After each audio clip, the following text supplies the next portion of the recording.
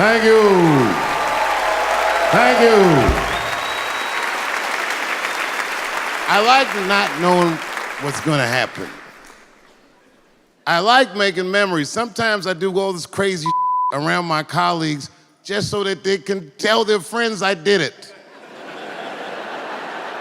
But rather than talk about myself, just briefly, I want to just talk about my genre. Stand-up comedy is an incredibly American genre. I don't think any other country could produce this many comedians. And unbeknownst to many people in this audience, I don't think there's opinion that it exists in this country that is not represented in a comedy club by somebody. Each and every one of you has a champion in the room. We watch you guys fight, but when we're together, we talk it out. I know comics that are very racist, and I watch them on stage, and everyone's laughing, and I'm like, that mother means that.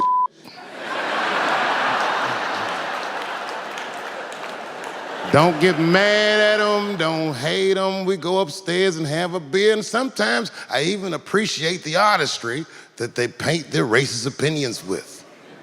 Man, it's not that serious. The First Amendment is first for a reason. The Second Amendment is just in case the first one doesn't work out. We gotta let some air out of the ball, man. The country's getting a little tight. It doesn't feel like it's ever felt in my lifetime.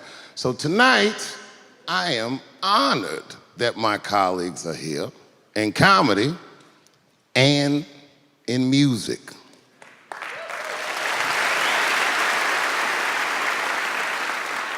And I want everyone in America right now to look at me. Look at me smoking indoors. I didn't ask anybody, I just did it. What are they gonna do? Kick me out before I get the prize? No, nigga, this is called leverage.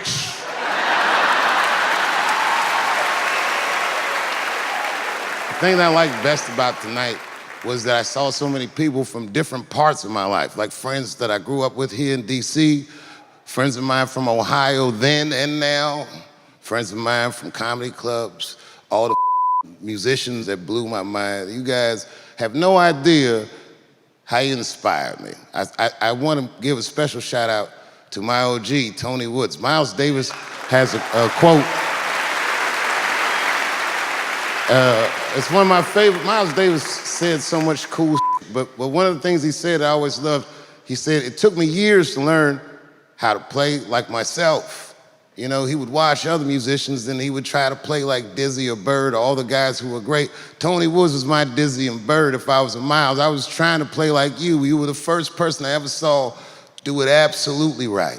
You were fearless and you told the truth. There's something so true about this genre, when done correctly, that I will fight anybody that gets a true practitioner of this art form's way, because I know you're wrong. This is the truth, and you are obstructing it. I'm not talking about the content, I'm talking about the art form. Do you understand? Do we have an agreement? And what I really wanted to say tonight, and I'm glad I get the platform to do it, I'm gay.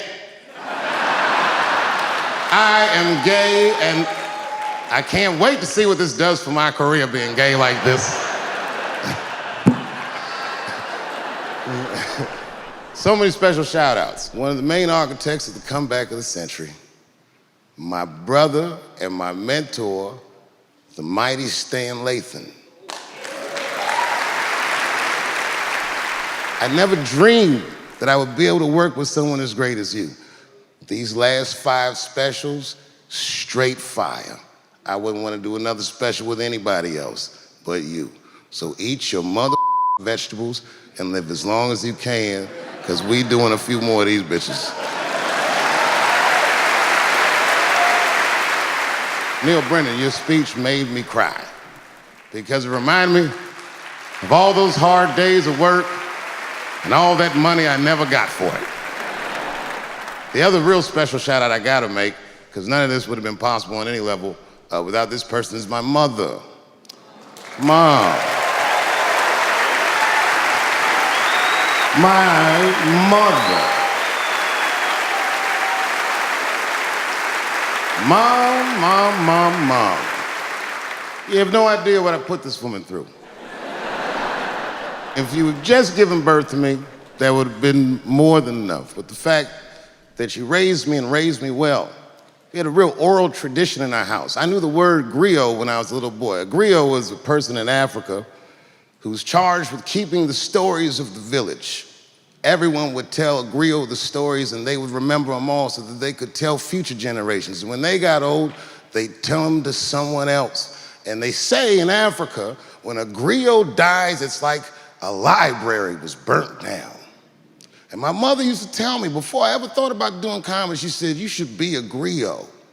And she'd fill me with every story of black life. You know, she's educated in African-American studies, and she would let me understand the context that I was being raised in, that I'm being raised in a hostile environment that I have to tame. By the time I was 14 years old, I was in nightclubs, mastering an adult world. It was terrifying. Crack epidemic was going on, and my mother would hear gunshots outside and be scared to death. Maybe it's my son. But early in my career, if you remember, Mom, you used to sit in the club with me. She'd do a full day of work. You'd be back there falling asleep, just waiting for me to go on. She would watch my show every night. Do you know how long that car ride is home?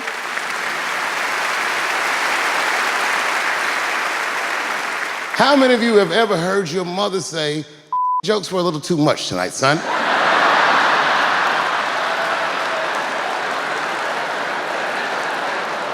I was a soft kid. I was sensitive, I'd cry easy, and I would be scared to fist fight.